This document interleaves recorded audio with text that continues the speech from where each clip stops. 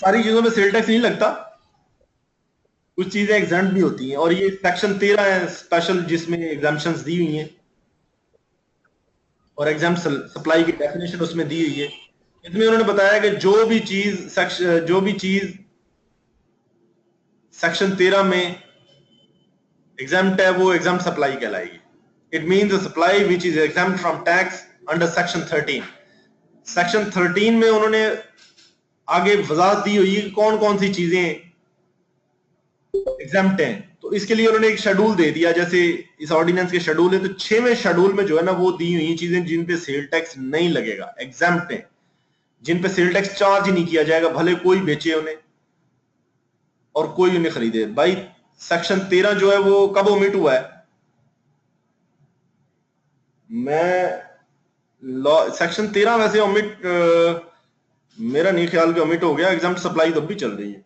नहीं, मैं लॉ की किताब खोल लूं, क्योंकि एक जो है ना उन्होंने सवाल उठाया है कि सेक्शन 13 जो है ना वो ओमिट हो गया है, तो इनको क्लैरिटी इधर होनी चाहिए। मुझे भी ये धचका लगा है सुन के कि सेक्शन 13 जो है वो ओमिट हो गया है, क्योंकि एग्जाम सप्लाई सेक्शन 13 अगर ओमिट हो गया ना, जिसका मतलब है कि होली कुरान पे भी टैक्स लग गया है और सारी चीजों पे टैक्स लग गया है। इसलिए सेक्शन 13 जो है ना देखना वो जरूरी ठहर गया है। नहीं हुआ, मैं ये खोल रहा हूँ सेक्शन 13 में खोल रहा हूँ, नहीं ये स्टूडेंट ने उठाया, मुझे हैरानगी हो रही है। ये लॉ में जो है ना किताब खोलना, किताब साथ रखना, ये जरूरी बात है, जरूरी चीज है। हम हर वक्त रखते हैं, मेरे पास तो कमेंट्री पड़ी है ये पूरी। तो सेक्शन 13 जो है वो पूरी तरह अबोताब से मौजूद है जी। मैडम साजिदा नाथ कह रही थी, तो मुझे थोड़ी हैरानगी हुई कि शायद एक दो दिन पहले ना हो गया हो, तो ऐसा हो नहीं सकता। ये एग्जाम्पशन, ये सेक्शन 13 हमेशा रहेगा, क्योंकि सारी चीजों पे आप सेल टैक्स नहीं लगा सकते, कुछ चीजें आपको एग्जाम्प्ट रखनी पड़ती हैं। पूरी दुनिया भर में एग्जाम्पशन का सेक्शन, हर दुनिया के हर मुल्क के सेल टैक्स के कानून के अंदर एग्जाम्पशन का सेक्शन होगा। ये आप बात याद रखें, ये कहीं भी खत्म नहीं किया जा सकता। आगे मैं चीजें बता रहा हूं आपको, जैसे पाकिस्तान में जो एग्जाम्पशन हैं वो सेक्शन 13 में रेफरेंस दिया गया है जी। 6वां शेड्यूल देखो, 6th शेड्यूल, उसमें 2 टेबल दिए गए हैं। एक टेबल में ये चीजें लिखी हुई हैं कि इस किस्म की चीजें, उसमें ये सिर्फ यही नहीं है, बाकी चीजें नहीं है। ये जानवर वगैरह जो है ना, इन पे आप कभी खरीदे तो चाहे कहीं से भी खरीद लें, जानवर पे सेल टैक्स नहीं होता, ठीक है। गोश्त कहीं से भी खरीद लें, गोश्त पे सेल टैक्स नहीं होता। सब्जियां खरीद लें, होली कुरान खरीद लें, गोल्ड जो है ना, सोना खवातीन की दिलचस्पी की चीज है। रॉ गोल्ड जो ना, अगर आप वो कहीं से भी खरीदेंगे तो उस पर सेल टैक्स नहीं है। हाँ, अलबत्ता अगर बना हुआ सोना है, अगर उस पर काम हुआ है, फिर वो टैक्सेबल चीज है। न्यूज़पेपर जो है, अखबार जो है, इस पे सेल टैक्स नहीं है, आप खरीदेंगे तो इस पे सेल टैक्स नहीं है।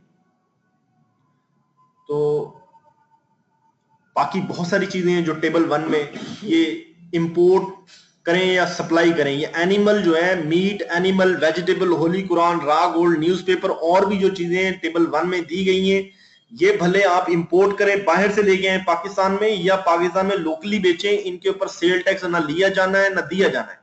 तो ये क्लियर चीज है।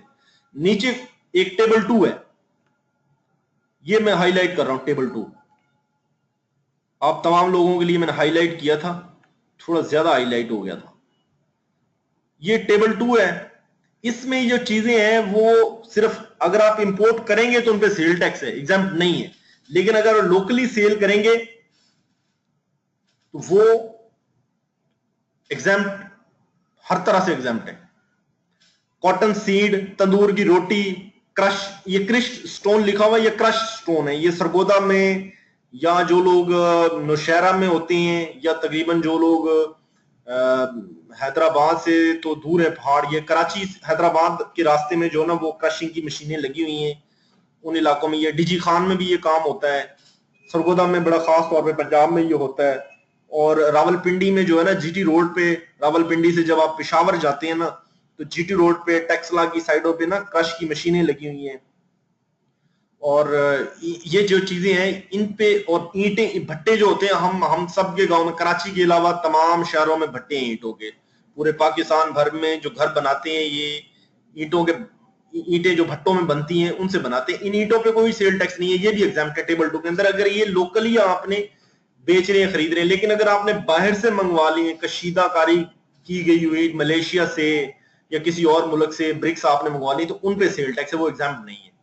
इसके तहत नोटिफिकेशन इशू किए जाते हैं अंडर सेक्शन 13 के। बोर्ड कोई और चीजें भी डाल सकता है, जो 6 शेड्यूल में जो चीजें 2 टेबल्स में दी गई हैं, अगर इनके अलावा भी किसी चीज को, बिल्कुल जी आप बहुत सारी चीजें आप पढ़ लेंगे, इसमें तो बहुत सारी चीजें हैं, नंबर ऑफ थिंग्स हैं जो एग्जाम्प्ट हैं, लोग कह रहे हैं जी फला फला चीज भी शामिल है। और बोर्ड इसके अलावा जो फेडरल बोर्ड ऑफ रेवेन्यू है, वो नोटिफिकेशन SRO जिसे कहते हैं, वो जारी करके किसी भी चीज को एग्जाम्प्ट कर सकता है। जैसे ये ईंटें हैं ना, ये 2018 तक एग्जाम्प्ट की हुई है उन्होंने, ये 2018 में खत्म हो जाएगा जब इसका SRO, तो वो हो सकता है दोबारा इसको टैक्सेबल कर दें। ये अहम चीज थी, आपको पता लग गया। ये एग्जाम्प्ट सप्लाईज भी होती हैं। एग्जाम्प्ट सप्लाईज क्या होती हैं? 6वें शेड्यूल में दी हुई हैं, 2 टेबल्स हैं उनके, 2 टेबल्स में दी हुई हैं, या बोर्ड को SRO के तहत किसी चीज को एग्जाम्प्ट कर दें। उम्मीद है ये बात आपको समझ लगी होगी। अब इसका मकसद क्या है, एग्जाम्पशंस देने का क्या मकसद है? ये अब बहुत सारे लोगों के जहन में बहुत सारी बातें पहले भी होंगी, लेकिन इसका कुछ मकसद ये है कि कुछ खास चीजों को गवर्नमेंट जो है वो बेनिफिट देना चाह रही होती है, प्रोटेक्ट करना चाह रही होती है। ये टैक्स पॉलिसी का एक टूल है। टैक्स पॉलिसी को जब टूल के तौर पे गवर्नमेंट यूज करती है ना, तो बल्कि आप इसको फिस्कल पॉलिसी का पार्ट भी कह लेंगे। एग्जाम्पशंस देना ये फिस्कल पॉलिसी का पार्ट भी है कि आप किसी बिजनेस को प्रमोट करना चाह रहे हैं, तो उसकी जो सप्लाईज है उसको एग्जाम कर दें, उसमें ज्यादा लोग ट्रेडिंग करेंगे। अगर आप उसको टैक्स लगा दें तो वो लोग, चीजें महंगी हो जाएंगी, उसको कम खरीदेंगे और बेचने वाले भी उसी तरह कम आ जाएंगे। जब खरीदने वाले कम होंगे तो बेचने वाले भी कम होंगे। ये थ्योरी ऑफ प्रोटेक्शनिज्म है जी, आपने इंटरनेशनल रिलेशन वाले लोगों ने पढ़ा होगा। जैसे सब्सिडीज जो है वो, उनका मकसद या तो लोगों की सूरत हाल बेहतर करना होता है, या अपनी लोकल इंडस्ट्री को जो है वो प्रमोट करना होता है। इसी तरह एग्जाम्पशंस भी जो है वो भी ऑब्जेक्ट ओरिएंटेड होती हैं।